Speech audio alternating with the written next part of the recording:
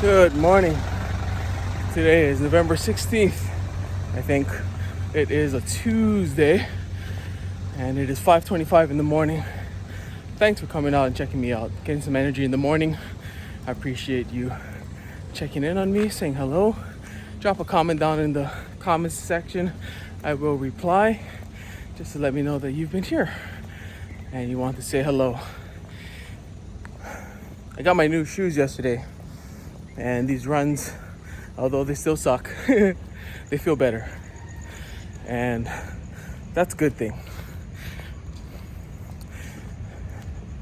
Am I gonna complain about the size I ordered? No, but I want to. That's all right. I've got new shoes, new feet, and so I'm feeling better. And it's not that Band-Aid I thought it was gonna be, or one-stop heal-all that I expected when I had first said that I'm getting my new shoes in. I'm happy for the new shoes, but it's still trying to manage your mental, manage your thinking, manage just being out here, being consistent. Now I am happy. Now yesterday I didn't realize this, but as I made the video yesterday, and as I made the thumbnail after I finished the video, I realized that yesterday was day 200. 200 days that I've been out here doing this, and I've been being consistent at staying on these journeys, on this morning walk for 200 days straight, give or take 3 days out of those 200 that I missed. 3 days, but overall, man, 200 days. I never thought I could do something for 200 days. Then again, my fitness pal, I don't use it super religiously or thoroughly, but I do check in with my MyFitnessPal, and MyFitnessPal I'm over, I don't know, 700 days, 700 something days. And every day at least I'll check in, enter my weight. I'll try to just enter my weight, and yeah, my weight's gone up, my weight's gone down, my weight's gone all over the place. But that very first day that I started my weight was the very first day I was back in the gym, which was October 15th, 2019. So ever since that day, I started MyFitnessPal again, and I've been doing it every single day till today. So that's 700 something days. But yeah, 200 days. I'm trying to get excited about it. But honestly, it feels just like another day. It feels just like another, nothing special about it. There's no candles, there's no cake. Thankfully, there's no cake. There's no cream puffs. But that's okay. I don't need that stuff anyway. And I'm getting bitten by mosquitoes down here. So today's 201 days being down here, and it's tough because there's a story that Matthew Dix tells in his book Storyworthy, that he has these workshops and he teaches people how to become storytellers. And essentially that book is the workshop he puts on for like a month-long workshop, all condensed into paper form, which is good because you can always go back and you can look at what was that tip that he had said, because when you're learning something, you're not able to absorb everything. You absorb the very first few steps and you're like, man, that's so amazing. And then you start to put it in practice. And then all the other steps that you finish through the book, you have to go back and revisit them because you actually don't remember what they said. So anyway, he tells this one story where he's a professional storyteller. And so he gets up and he tells these amazing stories about his life. But a section in his workshop, he dissects and he actually makes a story on the fly. So he has a list of his homework for life sheet, and his class will actually choose one day out of those that they want him to make a story that he's never made yet, live on the spot. So he talks about how they pick a story, and he's like, man, how am I going to put it together? But he's the one giving the tips, and so now it's his time to showtime, you know? So he thinks about it, and he says he hates this part of the workshop because it is the most raw and it is the most undeveloped part of him that people see, because he's stumbling through words and he's trying to put the thoughts together on the fly.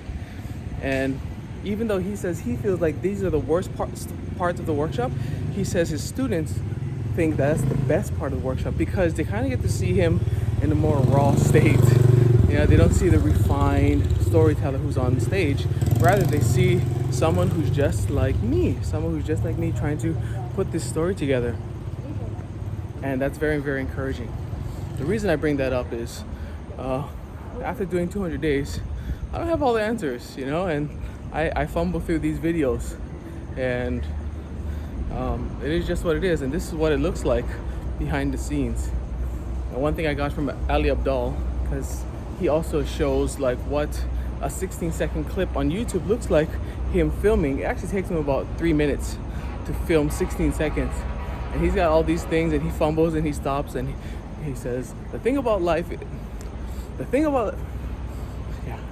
And he just stops and he just goes like this over and over. And it's a very, very enlightening video to see that these people that you see on YouTube and the content that they put out has gone through so much refinement before it enters your eyes, your ears, your mind.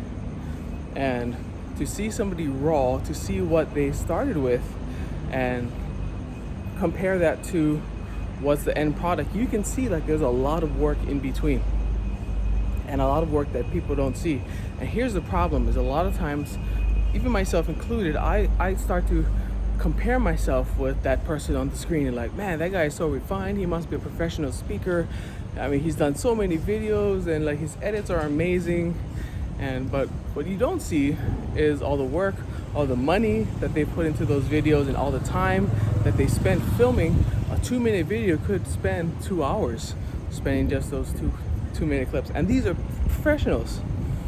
So I guess the takeaway here is don't compare your raw footage with people's highlight reels. Highlight reels are those stuff that you see, like the top 10 best plays of Michael Jordan, top 10 best plays of like even the worst player. It looks amazing because that's the best parts of their performance that they've picked apart and put into a compilation. And that's what a video is online most times. Professionally made, not these are not professionally made. Professionally made videos, they take the best parts of it and they edit it up and they put some makeup on it and they really dress up that part, and then when you see it, you're like, wow. But what you're seeing is their highlight reel. You're seeing their highlight reel and you're not seeing the behind the scenes. So in life, don't compare yourself with people's highlight reels, because it's just not practical, and it's not real. You know what I mean? Very few people can come out and just be perfect, one-time shot, boom, get it done. I always think about that one story, I don't know if it's true or not, about Israel Kamakabivo Ole and his song Over the Rainbow. Like he came into the studio with his ook in hand, sat down, said, hey, okay, this is for Gabby. And then he plays it one time through, and then everybody just amazed and call it a day. Make millions and millions of dollars on that one take. Life is not like that. It just isn't. And my life isn't like that, and I'm always constantly trying to refine. But here's the thing, like I'm being raw on this camera, and that's what people get to see. And like well, granted, it's not blowing up for thousands and thousands of people to see it. It's there, but nobody really cares. To be honest, and I know this about myself, nobody really cares that much to watch 9 minutes, 10 minutes video of me. They don't care. They don't care. If you do, amazing, I love you for that. And maybe some things about myself that a lot of people don't know. But I can guarantee you there's only one loyal viewer of this channel. That's my mom. My mom watches everything, and that's because there's no love greater than a mother's love for their son. And it's a great way for us to keep in touch. And I love you for that, Mom. Thanks for being my biggest fan. But yeah, comparing your people's highlight reel with your practice reel, don't do it, and it's just not worth it. You look at somebody else, they've got these big muscles, and you're like, wow, man, that guy looks good. Yeah, but you didn't see the years and years it took for him to get those muscles, how much sweat and pain it took him, maybe injuries that it took him to get to that point. Like, we didn't see any of that because you're comparing your highlight reel, their highlight reel, with your raw reel. So keep it realistic, and no apologies on here. It's just, this is what it is, and this is what it's like. And I'm sure I probably could make it up spruce up these videos a little bit more, but I just don't have the time for it. I just really don't. Editing takes a long time, and I make these videos and I shoot it out one shot. I'll spend a couple of minutes after this video making my thumbnail. But yeah, that's a big takeaway for today. People's highlight reels, what you see and what they decide to put out in front of the public, is not reality. It's not. It takes a lot of work to get to that point, a lot of behind the scenes. And so, no worries. Just do you, be yourself, keep it up. Remember, self-discipline is the name of the game. I got new shoes, but I'm still fighting with self-discipline. I'm also fighting with these army mosquitoes down by my feet over here. But that's the story for another day. Love you guys. Thank you very much. And keep it up. If you're setting some goals about walking, if you're setting some goals about swimming, if you're setting some goals about other things that you've messaged me about, thank you very much for those insights, and keep it up. I'll be here every day if you need some kind of assurance, some kind of motivation. You know, you don't even have to watch the video, just look at the thumbnail. Yeah, just know that every day I'm trying to put in a little bit of work on my body, on my mind, and this way we can keep growing every single day, because growth is where it happens. Love you guys. Aloha, and we'll see you guys tomorrow. Take care.